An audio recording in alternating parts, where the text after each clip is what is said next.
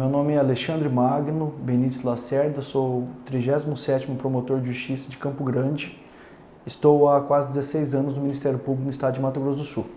E o tema que nós vamos abordar hoje é quanto à lei de improbidade administrativa e a consensualidade. É muito importante esse tema porque hoje, um país que está em ebulição política e institucional, especialmente no combate à corrupção, a lei de improbidade administrativa, que veio primeiro sinalizada no artigo 37, parágrafo 4º da Constituição Federal, que caberá a responsabilização das pessoas que desviarem, malbaratearem e gerarem prejuízo ao erário, que possa ressarcir tanto o particular como o privado que participe dessa situação.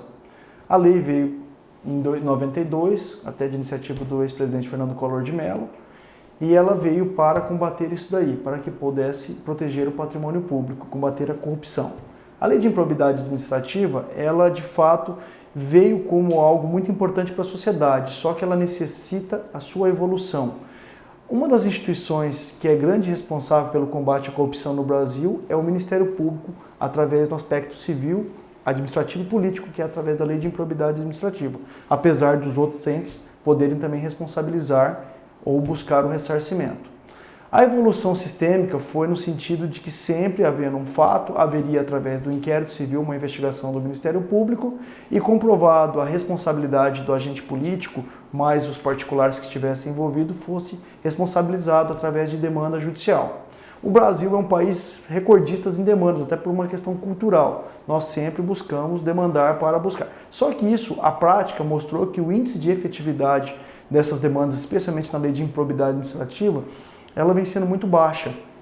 Por quê? Porque você propõe uma ação, demora muitos anos para o próprio Poder Judiciário analisar, julgar e efetivamente a responsabilização diminui crescentemente. E depois que você ganha a demanda, a possibilidade de recuperação do prejuízo ao erário, ela acaba sendo menor.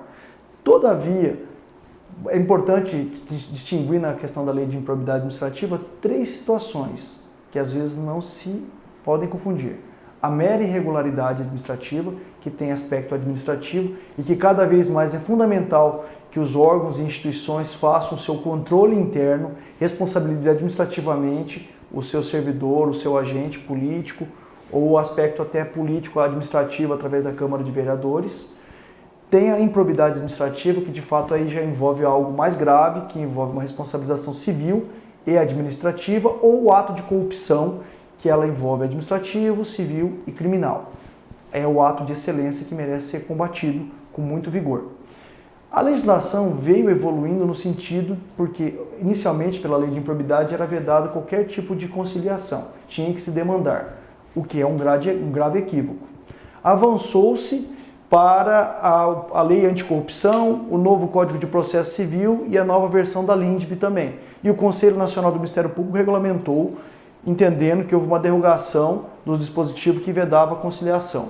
Esse dispositivo avançou e em alguns estados da federação começou a buscar a conciliação, especialmente nas meras irregularidades ou improbidade administrativa, ou até mesmo atos de corrupção, para que pudesse imediatamente ressarcir aos cofres públicos aquele dinheiro desviado, mal barateado ou mal aplicado.